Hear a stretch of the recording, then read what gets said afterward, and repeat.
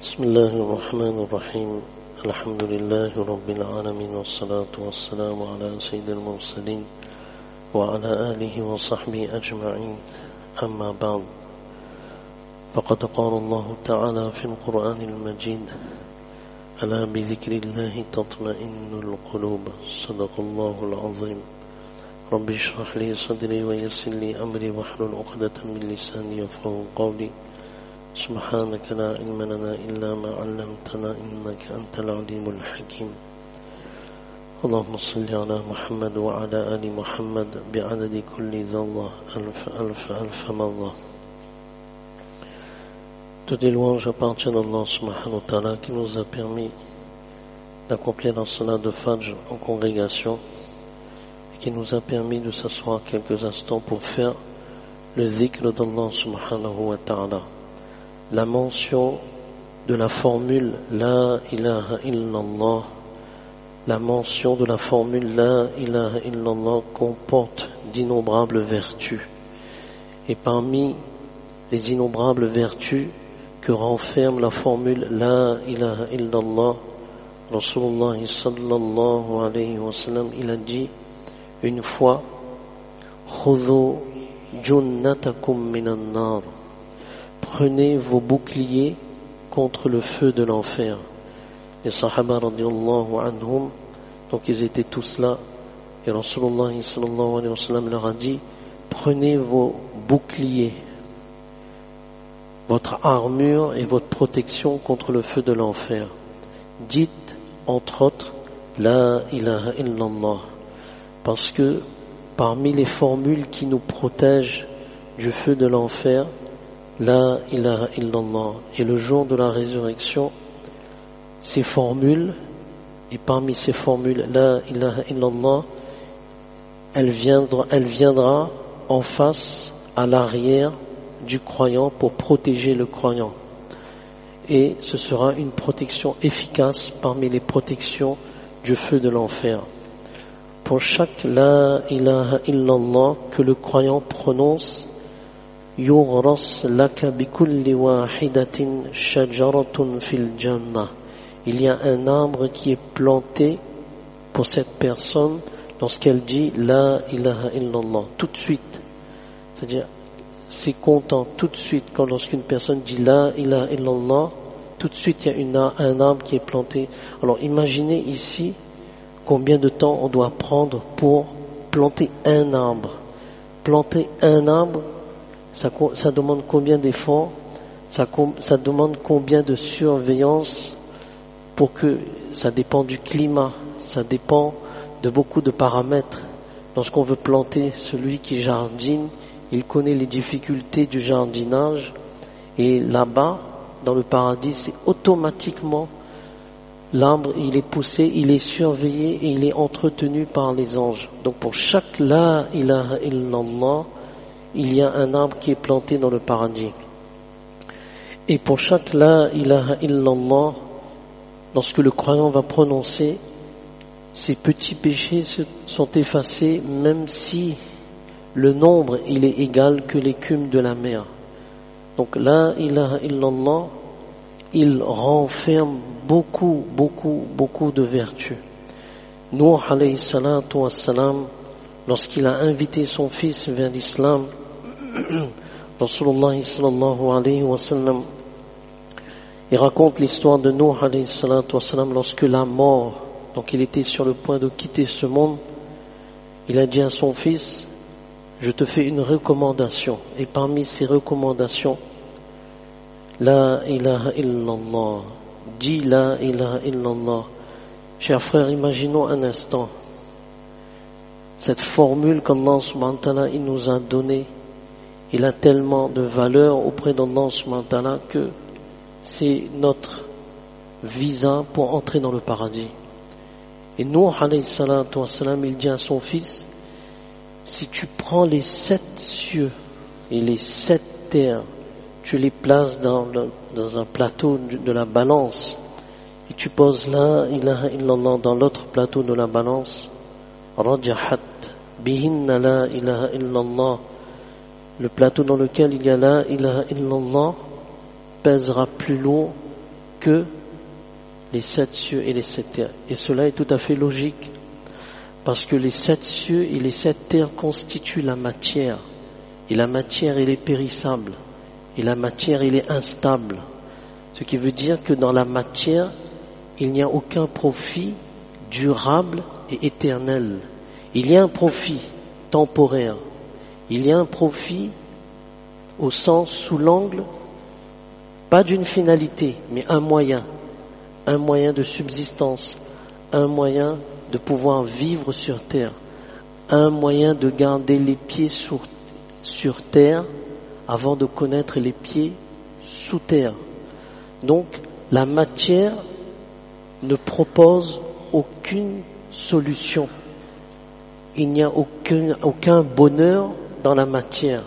C'est pour ça les 7 cieux et les 7 terres réunis ne peuvent rien contre la ilaha illallah. Parce que dans l'atome, lorsqu'on fermera les yeux, c'est uniquement la ilaha illallah qui nous servira. C'est pour cela, lorsqu'on quitte ce monde, notre part de ce monde, c'est le linceul. La seule matière qu'on emmène avec nous dans l'au-delà, c'est le linceul. C'est tout. En dehors de ce linceul, il n'y a rien. Même les lunettes de celui qui est décédé, on lui donne pas avec. C'est incroyable, subhanallah. Donc, ce qui nous prouve que ce la ilaha illallah, subhanallah, même si sur cette terre, on n'est pas connu, mais Allah, il nous connaît à travers la ilaha illallah. Donc c'est pour cela, il est important de le répéter pour raffermir. C'est pour cela, Imam Razi, rahimahullah, il dit, lorsqu'Allah, subhanahu wa ta'ala, il dit dans le Coran, ala bi dhikrillahi tatma'innul qulub, c'est uniquement par le rappel d'Allah que les cœurs se tranquillisent. Il dit en commentaire de ce verset que la matière ne peut jamais guérir les maladies du cœur. La matière ne peut jamais apporter une sérénité intérieure. C'est uniquement le nom d'Allah et le din dans son ensemble qui nous permet de connaître une tranquillité intérieure en dépit des épreuves temporelles et des épreuves existentielles. Tout ça, cela, il forme un bloc et il nous permet de raffermir notre relation avec Allah. Donc c'est pour cela le dhikr, il est important chaque jour. Même si on donne 5 minutes, allez, après chaque namaz, on donne 2 minutes, on s'assoit. La ilaha. Alors pourquoi?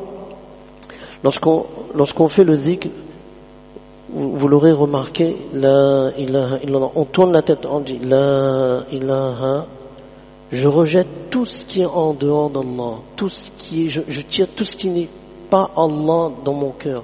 La ilaha illallah. Et quand je reviens, c'est oh Allah, c'est ton nom que j'imprègne. C'est ton nom qu'il faut que je me familiarise pour que je trouve un équilibre entre le corps et l'âme. Et wallah, le jour de la résurrection, subhanallah. C'est pour ça que les ulama disent, au moins 2 rakat nafil, on remercie Allah subhanahu wa ta'ala de nous avoir donné ce kalima.